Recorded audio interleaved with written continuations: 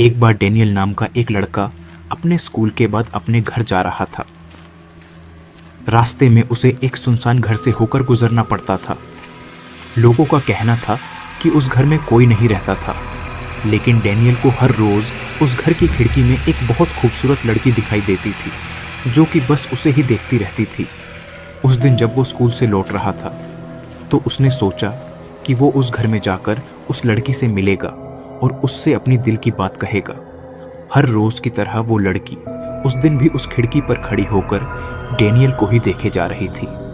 Daniel घर में गया और सीधा ऊपर चढ़कर उस कमरे में चला गया। जब वो वहां पर पहुंचा तो उसने जो देखा उसे देखकर उसके होश उड़ गए। उस लड़की का शरीर उसकी कमर के नीचे से कटा हुआ था। खिड़की से सिर्फ उसका आधा शरीर ही दिखता था, लेकिन डेनियल को क्या पता था कि वही आधा शरीर उसका पूरा शरीर था। डेनियल इतना डर गया था कि वो भागना भूल गया। अंदर ही अंदर उसे लग गया कि वो भागने के लिए बहुत देर हो चुकी है। तभी वो लड़की अपने हाथों की मदद से रैकते हुए तेजी से डेनियल के पास आती है। उसने एक खौफनाक आवाज में डेनियल से पूछा, मेरा आधा शरीर कहां पर है? मेरा आधा शरीर कहां पर है? डेनियल डर के मारे वहीं पर खड़ा था। वो इतने सदमे में था, वो कुछ भी बोल नहीं पाया। तभी उस लड़की ने डेनियल को बीच में से काट दिया।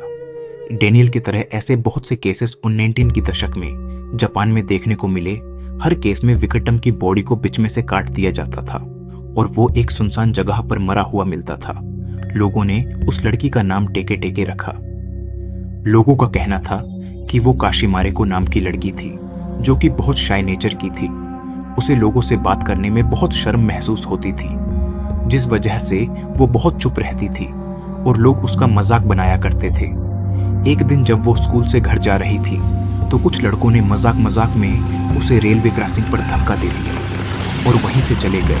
रेलवे क्रॉसिंग पर गिरने के बाद काशिमा का पैर वहीं फंस गया। अचानक वहां तेज रफ्तार से एक ट्रेन आई और काशिमा को 2 टुकड़ों में काट दिया। फिर भी वो बहुत देर तक जिंदा थी और दर्द के मारे चिल्ला रही थी, लेकिन उसकी आवाज सुनने के लिए वहां पर कोई नहीं था। उस दिन के बाद से वो टेके टेके नाम से मशहूर हो गई। वो जापान की सुनसान जगहों पर स्कूल से घर जा रहे बच्चों को रोककर उनसे एक सवाल पूछती कि मेरा आधा शरीर कहां पर है, कहां पर है? लोगों को उसका जवाब नहीं पता होता था, जिस वजह से उन लोगों का भी वही हाल होता जो कि काशिमा का हुआ था।